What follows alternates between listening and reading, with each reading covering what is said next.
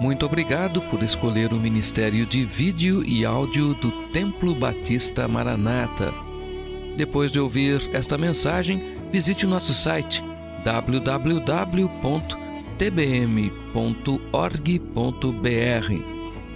A nossa igreja oferece discipulado cristão, instituto bíblico e muitas oportunidades para o seu crescimento espiritual. Que Deus o abençoe. Maranata, ora vem, Senhor Jesus.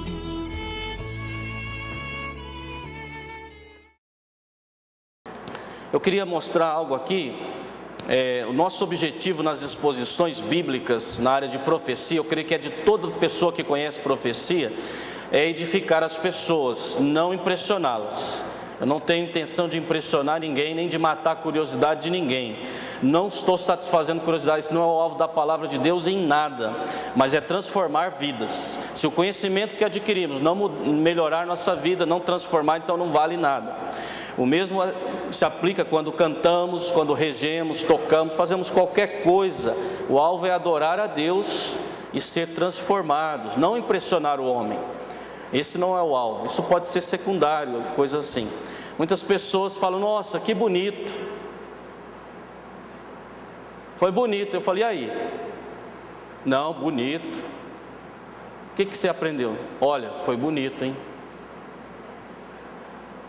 E aí, o que ele falou? Mas falou umas palavras bonitas. E o que mais? Tem umas imagens bonitas. E fica só nisso. Mas peraí, mas que negócio é esse? O que você aprendeu? Sua vida foi mudada? Não, mas foi bonito, hein? Que coisa bonita. Aí, meu Deus do céu, mas onde é que nós vamos parar com isso? Quer dizer, não é isso que nós temos intenção. Como eu mencionei, irmãos, a profecia tem um alvo na Bíblia. E há muita repetição. Deus está mostrando a mesma coisa de maneiras diferentes. Mas a mensagem é essa: Cristo salva. É uma mensagem urgente. Jesus salva e Jesus voltará. Precisa agarrar isso, irmão. E Deus está de maneiras diferentes o tempo todo, usando narrativas, usando poesia, usando profecia propriamente dita, usando símbolos para mostrar isso. Cristo salva e Ele voltará. Cristo salva e Ele voltará. De Gênesis a Apocalipse, essa é a mensagem profética. E no geral, vamos dizer assim, tem detalhes, mas é esse o objetivo. E como eu mencionei domingo, Enoque, já o 7º depois de Adão, estava dizendo isso: eis que é vindo o Senhor, e milhares dos seus santos contigo. No Judas 14 ele fala isso. Então o nosso plano é deixar isso para você, essa ideia para os irmãos aqui.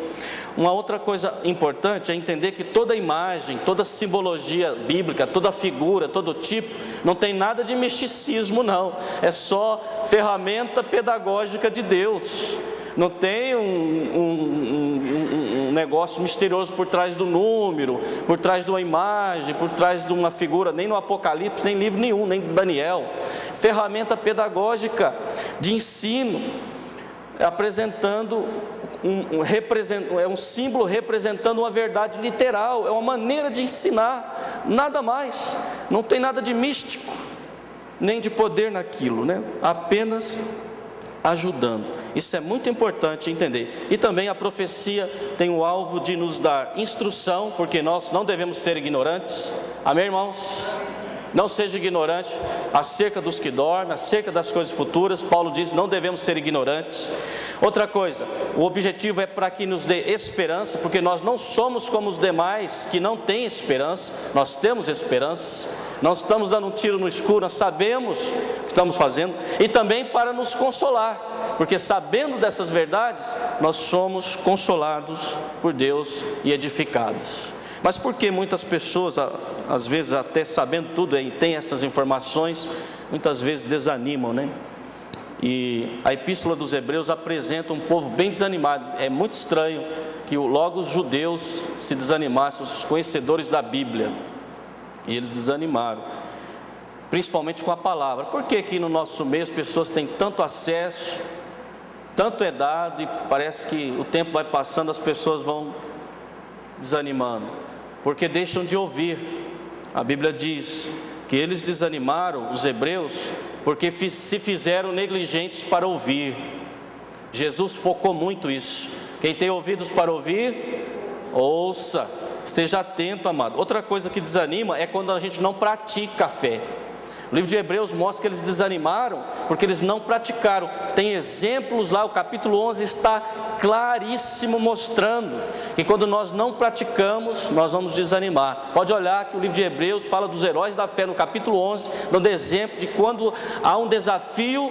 Pela fé, devemos confiar em Deus e agir. Pela fé, confiar. Olha lá, pela fé Abel ofereceu. Pela fé Abraão obedeceu. Pela fé eles fizeram isso, fizeram aquilo. Quando nós não praticamos a fé, desanimamos.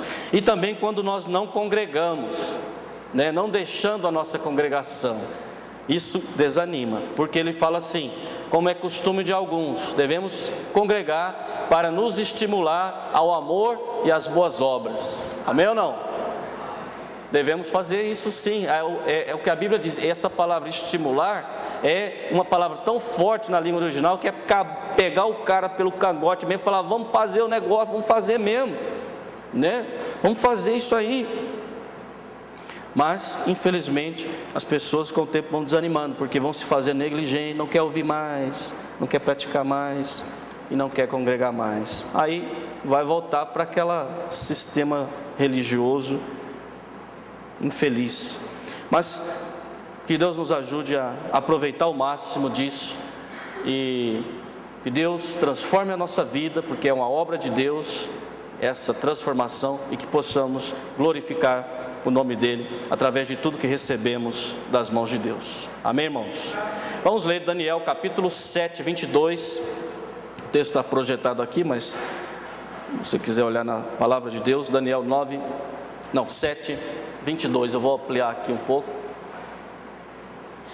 melhorar a nossa visualização.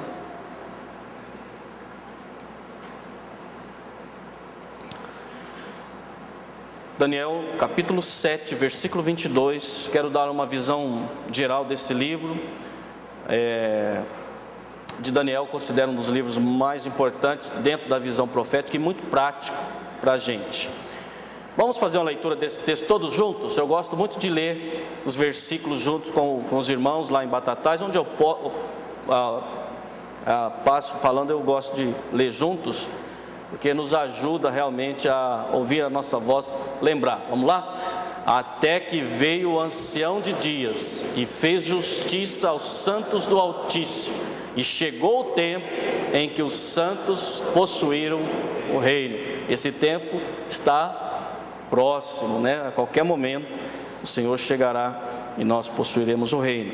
Os santos do Altíssimo somos nós, os salvos por Cristo.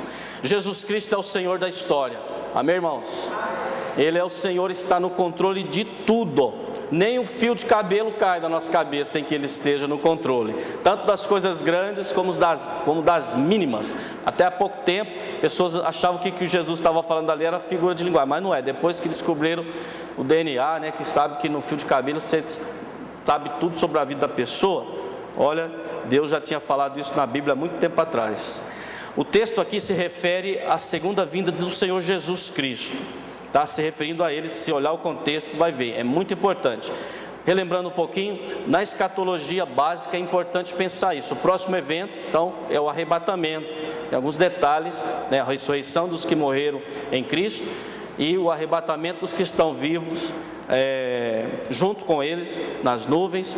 Depois inicia a tribulação na terra, a segunda vinda do Senhor Jesus, então, e aí todo olho verá, e o milênio e a eternidade. Isso é muito importante a gente ter em mente, ajuda bastante. Eu lembro quando o pastor Bob Brenner Ribeirão ensinava sobre isso, eu anotava, fazia os gráficos na minha própria Bíblia. Isso me ajudou bastante, até muita coisa eu transportei para essa forma como nós temos hoje. O livro de Daniel trata dos reinos mundiais até a segunda vinda de Jesus, é o alvo de Daniel. Nós vimos que sobre Daniel, ele lia a Bíblia, ele observava os tempos, ele estudava a palavra de Deus, literalmente orava. coisa que todo cristão deve fazer o tempo todo, estar atento, porque nós temos muita coisa, irmãos, temos muita coisa que Deus nos deu e precisamos aproveitar isso, precisamos dar graças a Deus por tudo e aproveitar. Esse livro apresenta o início e o fim do tempo dos gentios. Assim que o povo de Israel, de Judá, é levado para o cativeiro babilônico, Jerusalém destruída, templo destruído, inicia o tempo chamado tempo dos gentios. Isso vai até a segunda vinda do Senhor Jesus, e é o que Daniel trata. O capítulo 1 fala disso, e o capítulo 2 ilustra isso com uma imagem pedagógica de Deus, que é o sonho do rei Nabucodonosor, aquela imagem, aquela estátua. E nós já vimos a descrição dela um pouco no domingo. Então é do cativeiro babilônico até a segunda vinda, o início do milênio, é o que Daniel está tratando. Então eles foram levados para o cativeiro, e aí começa o período dos gentios, ou seja, de lá para cá até agora, os judeus não tiveram rei mais, ficaram debaixo de poderes gentios. Domínios gentios, babilônico, medo-persa, grego, romano e as nações até o anticristo, e depois só na segunda vinda, quando o Senhor voltar, então que eles terão o reino. Então o versículo é esse: até que veio o ancião de dias, fez justiça aos santos do Altíssimo, e chegou o tempo em que os santos possuíram o reino. Então chegará o tempo que o Messias virá estabelecer o reino milenar, e Israel será a cabeça das nações. Então aqui mais uma vez a animaçãozinha que ajuda a gente nesse sonho do rei: cabeça de ouro, peito e braços de prata, o ventre de bronze e a coxa, pernas de ferro representando Roma, pés e dedos ferro e barro, e a pedra que vem, que é uma figura. Tudo isso ensinando para nós, ilustrando tudo que vai acontecer na história até a segunda vinda de Jesus. A rocha é Jesus que vem, põe um fim no reino do anticristo, e aí inicia o reino milenar. Então o Filho de Deus, Jesus Cristo, vem do céu e põe um fim ao reino do anticristo, e ele reinará para todo sempre, e nós também junto com eles. Esse é o fim do tempo dos gentios. Veja que numa visualização assim, a gente passa então a ter uma ideia melhor. Detalhes depois nós podemos ler, podemos até captar, mostrar, mas aqui ajuda bastante a entender esse livro tão especial, que ninguém precisa ter medo, coisa assim. Jerusalém será pisada pelos gentios do cativeiro babilônico até a segunda vinda de Cristo, conforme Lucas 21, 24. E o livro de Daniel está trabalhando com esses dois grupos específicos: judeus, Israel, e gentios. Então o alvo é Israel, os gentios e o reino. Então nós vimos que essa estátua fala, na verdade, de impérios, de reinos, de governos: babilônico, medo-persa, grego e Roma, e os pés de barro e ferro. Os anteriores se cumpriram literalmente. Impressionante, gente, impressionante. E a parte que falta certamente se cumprirá conforme a profecia. Por que não se cumpriu ainda? Porque há um intervalo, um período chamado na Bíblia de mistério, época da igreja, que Deus está tirando dentre os gentios um povo para o seu nome. Assim que a igreja sair, vai dar sequência à profecia. A pedra, o último reino, que é o reino que vai durar para sempre, vem e fere a estátua, né, simbolizando o reino do anticristo, nos pés. Jesus Cristo reina para todo sempre. É o final do tempo dos gentios, início do reino milenar, o prefácio da eternidade, a última prova de Deus para o homem. Dispensações, nesse caso, revelam como que Deus trabalha na história, e também mostra como que Deus trabalha para refrear o mal no homem. Deus colocou a consciência para refrear o mal, porque se Deus nos deixar ao desejo do nosso próprio coração, nós nos destruímos. Mas conscientemente o homem não aceitou a orientação de Deus. Deus estabeleceu o governo humano, também não aceitou. Israel também escangalhou, não quis saber de Deus. Deus mandou também Jesus, seu filho. Período que nós estamos vivendo, da igreja. E a igreja também está escangalhando tudo também, né? O negócio está feio mesmo. Está complicado, as pessoas rebeldes, rejeitando o Evangelho, rejeitando a verdade da palavra de Deus, uma frieza espiritual, apatia em todos os sentidos. A gente fala, ensina, instrui, e as pessoas dentro mesmo das igrejas, não aceitam. No passado haviam avivamentos em vários locais, na Europa, por exemplo, na época dos morávios, havia um avivamento quase que continental. Depois passou a haver avivamentos, falando de avivamento de fato bíblicos, avivamentos nacionais. Depois passou a ser locais. Agora é individual. E olha lá, o negócio está complicado, As pessoas mesmo conhecendo, ouvindo, aprendendo, mas pouco praticando. É uma época difícil essa. E vai se concluindo o plano profético de Deus. Ok, vou passar o versículo 40. E aí então é o reino milenar, logo após o final então da estátua. Ok, nós vemos aqui uma outra simbologia que é muito interessante. Do capítulo 1 a 8 de Daniel, nós vemos isso, Deus tratando dos reinos, mostrando a figura da estátua. No capítulo 7, ele apresenta alguns animais que não existiram também, são mitológicos, é uma visão de Daniel. No capítulo 2, o que nós encontramos é um sonho de Nabucodonosor. No capítulo 7, é uma visão de Daniel, um leão alado, um urso com 3 costelas na boca, falando de alguns reinos, um leopardo alado, 4 cabeças, falando do Alexandre o Grande, como eu falei, um baixinho mais veloz, feroz, violento mesmo, chega e tal. O urso pesadão, que era os Medos e Persas, o Império Poderoso. O Alexandre baixinho, mais veloz, rapaz, pôs o Dário de 1,90 m para correr. Impressionantes as analogias e interessante como a história acontece mesmo. Por isso que eu falo que os baixinhos têm que tomar um cuidado, lascado. Eu apanhei, levei uma surra de um baixinho uma vez que eu nunca esqueci. Nunca mais mexi com baixinho. Em Roma, o pastor Silvio já está bravo comigo, mas depois é brincadeira, pastor. Eu falei tanto isso aqui, mas que realmente é interessante a história.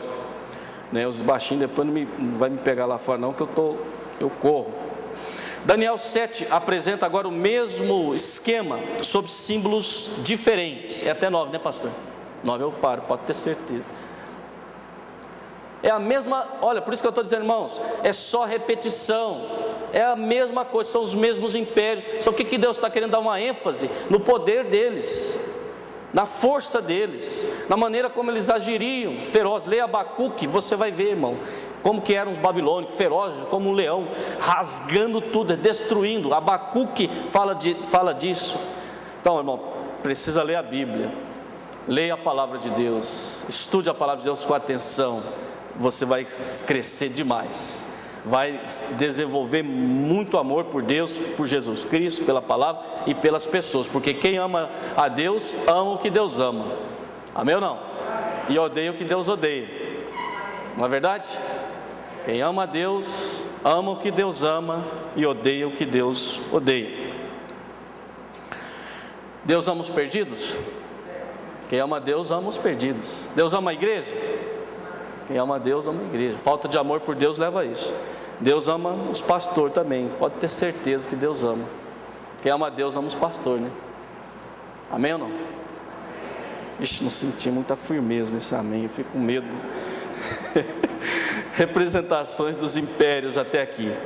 Essas são representações. Irmãos, não é coisa de ficar com medo, nem na simbologia, porque Deus está tratando com povos gentios, e essa é a coisa mais normal se apresentar. É simbologia só, para mostrar a fúria, o poder, a força desses impérios. Não é nenhum mistério, nada, é só ler, você vai ver que o próprio livro dá a interpretação. A questão aqui, no momento, é que nós queremos dar uma visão geral, mas se você fizer o Docmos ou o curso aqui, usando essa metodologia, ou ler a apostila, você vai ver como que é uma coisa tão simples que Deus nos apresenta, Não tem nada de misterioso. Você não precisa ter PhD, nem DDD, nem nem nada. Precisa crer no poder de Deus, confiar em Deus e estudar a palavra de Deus, porque olha, tudo que você descobrir, e eu descobri por mim mesmo, descoberta, é coisa da árvore da ciência do bem e do mal. Tudo que é na base da graça, Deus revela para nós, não é um sentido penteca por aí, estou falando de revelação de graça, Quando Pedro descobriu não, estou errado aqui. Quando Pedro declarou que Jesus Cristo, ao Jesus perguntar, e vós, quem dizeis que eu sou? Ele disse, tu és o Cristo, o Filho do Deus vivo. Jesus diz, bem-aventurado és tu, Simão Pedro, Simão Barjonas, né? Porque não te revelou a carne e o sangue. Você não descobriu isso não, Pedro. Foi meu Pai que revelou para você. É Deus que revela Jesus para nós, irmãos. E que Ele possa ser revelado sempre aqui, quando a palavra de Deus é aberta, pregada, ensinada, quando há exortação, ensino, pregação, o que for, Jesus Cristo é que deve ser revelado, porque é nele que nós somos satisfeitos, é nele que nós temos de fato tudo. Ele é a chave para entender todas as coisas, e sem Cristo não dá, pode crer, sem mim nada podeis fazer. Então Babilônia, poder, força, o leão era símbolo dele, leão alado. Da Babilônia, o urso, pesadão, grande, forte, o império dos maiores, medos e persas. É a mesma parte da estátua, na mesma sequência. Isso é para mostrar a fúria deles. A Grécia, por que 4 cabeças? Porque o Alexandre, depois que ele morre, o império grego é dividido para 4 generais, e fica isso até chegar o Império Romano. É claro que 2 ficam mais fortes, que é o do sul, Egito, e da Síria, os Antíocos e os Ptolomeus. Onde tem a cidade de Antioquia, no norte de Israel, de Antíoco, Epifânio e outros Antíocos, dinastia desse pessoal, mas é tudo grego. E no sul, os Ptolomeus, até a Cleópatra, que não era egípcia, daqueles egípcios do passado dos faraós, era grega. E Roma, que mostra um animal terrível, horrendo, uma besta fera mesmo, que é o poder romano, destruidor, tudo, que revela também no futuro o reino do anticristo. Então o que nós encontramos é essa analogia, que na verdade é a mesma coisa, só que Deus está dando uma ênfase maior, mostrando os poderes desses reinos e a maneira que eles destruíram e fizeram. Se você olhar com atenção para a história e para a Bíblia, vai ver que é isso. Falta alguma coisa aqui? O que está faltando? Os pés. Não tem alguns detalhes em Daniel, mas os detalhes maiores dos pés estão em Apocalipse 13 e 17, que é uma coisa impressionante, como a gente vê como que a Bíblia interpreta a própria Bíblia. O melhor comentário da Bíblia é ela mesma, ela interpreta ela mesma. É maravilhosa, a palavra de Deus é o livro vivo e eficaz, poderosíssimo. E aí mostra ali uma mulher montada na besta, que também é uma figura, tá? Não é uma figura. Pessoas se importam quando a gente fala isso, acho que é quando tem aquele carro besta, né? Tiver uma mulher dirigindo, pensa que é aquilo lá, mas não é. É a mulher montada na besta. Mas aqui, essa é uma figura. O que é essa última parte? Ela tem um pouquinho, essa besta de Apocalipse, tem um pouquinho de cada um desses impérios. Leão, olha as patas de urso, a parte da pele de leopardo, e a besta, o jeitão do Império Romano. Tem um pouquinho de cada. Babilônia, medos e persas, gregos e romas. Ela tem um pouquinho de cada. Por isso vai ser chamada a Grande Babilônia no Apocalipse. A mulher de Apocalipse 17, que senta em cima da besta romana de 10 chifres, simboliza uma religião mundial, que é a Grande Babilônia. Se acontecer o arrebatamento agora, todos os salvos saem, e vão ficar todos os perdidos, seja evangélico, católico, que for, vai formar uma chamada religião do anticristo, ecumênica, chamada Grande Babilônia, e vai estar durante esse período da tribulação. E aí será revelado também o anticristo, que é uma figura na Bíblia que só ele dá para trabalhar por muito tempo e aprender muita coisa. Todas as figuras, tem muitas figuras que apresentam até chegar nessa pessoa que a Bíblia trata. E aí vai até que vem então o ancião de dias, que é a pessoa de Jesus Cristo, é uma figura também da pessoa de Jesus, que faz justiça aos santos, e chega o tempo em que os santos de Deus possuirão o reino. Esse período é chamado então Armagedon, né? No final da tribulação, Cristo vem na batalha do Armagedon, livra Israel. Mateus 24 e 25 nós vemos isso, o julgamento das nações, e estabelece o reino milenar. Então agora, sem figura, temos então um gráfico aqui, Israel. Então as nações no final da tribulação vão vir contra Israel, e Jesus Cristo, no finalzinho, quando Israel está cercado, ele vem, é a pedra, né, que vem e livra Israel, destrói todos os inimigos e vai estabelecer o reino. Estou mostrando a analogia aqui, mas vai ficando mais claro para nós. Em figura é dito que ele sozinho pisa o lagar da ira do Deus Todo-Poderoso. E essa é uma figura em Apocalipse, Rei dos Reis, Senhor dos Senhores. É só uma figura de linguagem, mostrar como Jesus vem e vai por fim ao poder gentil do anticristo, estabelecendo o reino milenar, né? É uma figura que Apocalipse, então é o fim do tempo dos gentios, início do reino milenar, onde nós também viremos e reinaremos com ele. Então, resumindo, de 1 a 8, essas são as figuras. Eu queria desafiar o Daniel, são 12 capítulos, é tão facinho de ler. Lê esse livro, vez após vez, e você vai aprender muito. Agora nós vamos encerrar com Daniel 9, que é uma bênção. Veja agora, as coisas vão se encaixando. Capítulo 9 de Daniel fala das 70 semanas. Eu tenho 5 minutinhos e eu vou passar para você isso aqui. Uma coisa que eu gosto de fazer no estudo assim é dar um esboçozinho para todo mundo, mas não deu dessa vez. Se o pastor Romulo deixar um dia, eu venho e faço isso de novo, porque quanto mais repete a gente aprende. Você vai ver. Olha que interessante. A estátua e os animais são profecias para quem? Para as nações ou os gentios. E Deus fala em que linguagem? Deus fala na linguagem gentia, estátua, animais alados, linguagem gentia. Olha como que Deus, ele é impressionante, fala na cultura daquele povo. Agora, olha só, as 70 semanas são profecias para Israel. A divisão do livro é dessa forma. Do capítulo 1 ao 8, Deus trata com os gentios. Do 9 ao 12, Deus está tratando com Israel e fala na linguagem de cada um deles. As 70 semanas é para Israel. Olha só, no capítulo 8, os gentios rejeitam o Messias. Conforme João 1,10 diz assim: estava no mundo, o mundo foi feito por ele, e o mundo não conheceu. Os gentios o rejeitaram.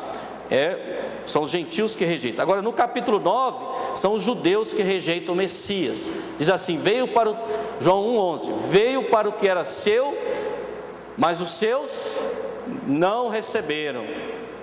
E aí, o 12 nós vamos ver já o que acontece, por eles terem rejeitado. E é exatamente isso que essa profecia está mostrando. No cumprimento da 69ª semana, o Messias é cortado. Eles rejeitam. Daniel está mostrando que tanto gentios como judeus rejeitam o Messias. E aí abre um intervalo que é o período da igreja. Mas depois desse período, Deus volta a tratar com Israel para cumprir o seu plano com ele. Então Daniel orou, acabaram-se os 70 anos, e agora, Senhor, o que vai acontecer? Ele orou, buscando Deus mesmo, arrependendo, confessando, e Deus responde. Vamos ler agora, irmãos, Daniel 9, 23 a 27, não é um texto tão longo, dá para a gente entender, e você vai ver que, vamos ver no gráfico aqui, o cumprimento disso. 23, Daniel 9, 23 a 27. No princípio das tuas súplicas saiu a ordem, e eu vim para tu declarar, porque és muito amado. Isso o anjo Gabriel que está falando com ele. Considera, pois, a palavra e entende a visão. 70 semanas estão determinadas sobre o teu povo, sobre a tua santa cidade, para cessar a transgressão, para dar fim aos pecados, para expiar a iniquidade e trazer a justiça eterna, selar a visão e a profecia, e para ungir o Santíssimo. Sabe e entende, desde a saída da ordem para restaurar e para edificar a Jerusalém, e até o Messias, o príncipe, haverá 7 semanas e 62 semanas. As ruas e o muro se reedificarão, mas em tempos angustiosos.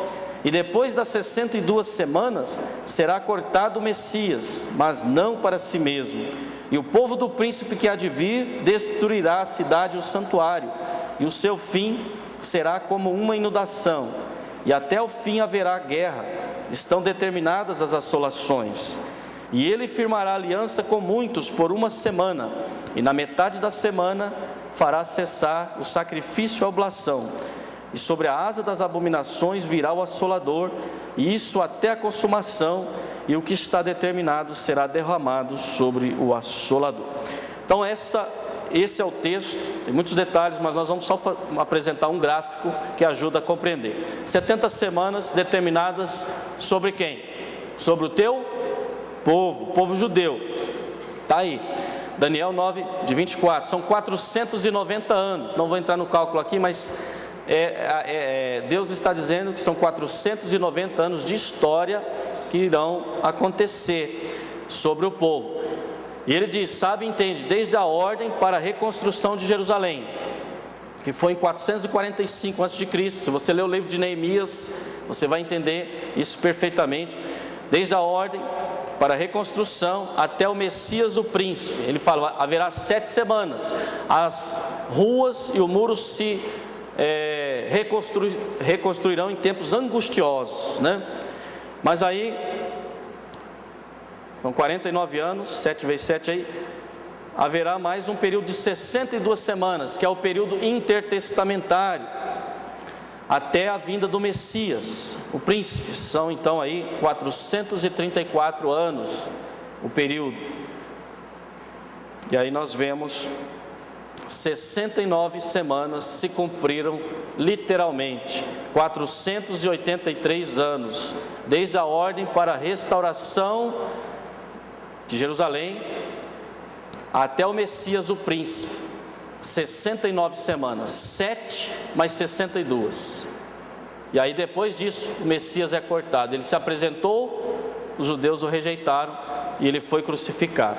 E aí o que aconteceu? Então cumpriu-se o Velho Testamento, como o reino foi rejeitado, iniciou o período que é o que nós estamos vivendo da igreja, que é chamado de intervalo dessa profecia de Daniel. É uma profecia fantástica, impressionante. Falta 1 semana só, faltam só 7 anos.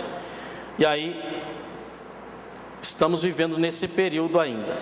É a época chamada época da igreja. Lembra?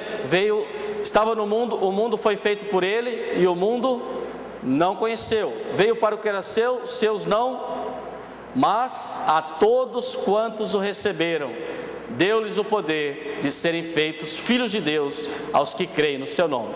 É a igreja, aqueles que creram, judeus e gentios juntos. Esse é um período que, conforme o Apocalipse 2 e 3, são 7 períodos distintos. Nós estamos na última parte, ou período de Laodiceia, vai até o arrebatamento da igreja. Eu vou passar esse período aqui para a gente concluir a 70ª semana. São 7 períodos da igreja até Laodiceia, que é o período que a gente vive agora. E aí, tendo essa visãozinha aqui, né? Então Cristo, período do intervalo, a igreja. Olha a 70ª semana de Daniel, é a tribulação, são 7 anos que faltam aí. Logo após o arrebatamento, 3 anos e meio, ele fala aqui na metade da semana. E aí nós vemos que Jesus vai voltar logo no final da tribulação para estabelecer o reino. E nós reinaremos com ele. E aí, o grande trono branco e a eternidade, né? E haverá o milênio. Então, ilustrando essa figura, é exatamente isso. Antigo Testamento, profecias do reino. Messias cumpriu tudo literalmente que havia sido profetizado sobre ele. Inicia o período da igreja, que é o período que estamos vivendo agora. A profecia de Daniel foi exatamente isso. Mas a igreja será tirada, haverá o arrebatamento. O que vai acontecer? Vai continuar a profecia, exatamente como a Daniel foi falado, os 490 anos, né, profético. Então, o plano de Deus, judeu, gentil e igreja. Mas no caso de Daniel, a igreja sai, que é o mistério, e Deus trata com judeus e gentil. Essa semana que falta é chamada de tribulação, e os detalhes dela estão em Apocalipse 6 a 18. Se lê, você vê detalhes fantásticos. Então, estamos aqui, período da igreja, arrebatamento, e a última semana agora, e a gente completa aqui, 70ª semana. 70, só falta uma, essas outras foram cumpridas. Apocalipse 6 a 18, tem os detalhes. Daniel 9, 27, tribulação. 3 anos e meio, veja aí, completa-se os 490 anos da profecia. Até então, vem aí o Messias, o ancião de dias, e cumpre a profecia conforme Daniel. Veja que é repetição de formas diferentes, para culturas diferentes, mas a mensagem é a mesma.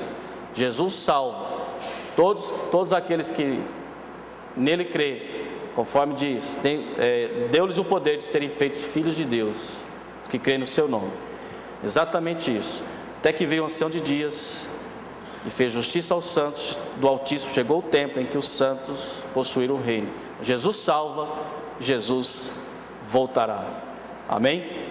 E vai estabelecer o reino milenar. Vamos orar.